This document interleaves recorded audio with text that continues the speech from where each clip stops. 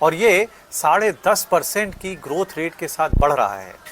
आप ये समझ लीजिए कि 2025 में दृष्टि आईएएस वाले जो विकास दिव्य कीर्ति हैं, एक अनुमान के मुताबिक उनका टर्नओवर 2025 में लगभग 450 करोड़ रुपए का रहा है। और जो एलन कोटा है उसमें लगभग 60,000 स्टूडेंट रजिस्टर्ड हैं। समझ रहे हैं कितना बड़ा कारोबार है ये। आपने अपने बचपन में क्या कभी कोई कोचिंग या इस तरीके के ऑर्गेनाइज्ड जो कोचिंग सिस्टम है इसके अंदर आप गए थे? हम लोगों ने बहुत सारी पढ़ाई अपने आप से की है, खुद से की है। टीचर पढ़ाते थे, हालांकि जो साइंस और बायोलॉजी के टीचर होते थे वो बोलते थे कि हमारे यहाँ कोचिंग पढ़ने आना, नहीं तो प्रैक्टिकल में नंबर कम मिलेंगे। उस वजह से जाना पड़ता था कभी कभार। लेकिन इसके अलावा हम लोगों ने खुद से पढ़ाई की, मेहनत से पढ़े और पास हुए।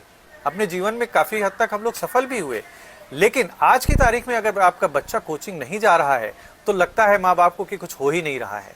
आस पड़ोस वाले भी 10 बार आपको 10 कोचिंग के नाम जरूर सजेस्ट करेंगे। कोई भी प्रतियोगी परीक्षा हो बिना कोचिंग के पूरी नहीं हो सकती। और शायद यही कारण है कि बहुत सारे बच्चे बिना कोचिंग के आगे नहीं बढ़ पाते।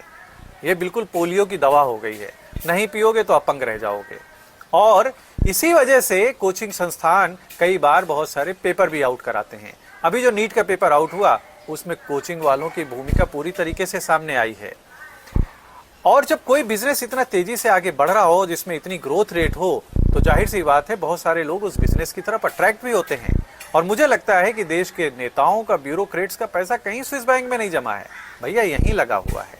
और इसी के कारण देश के जो सरकारी विद्यालय हैं और सरकारी अस्पताल हैं वो बुरी अवस्था में पहुंचते चले जा रहे हैं।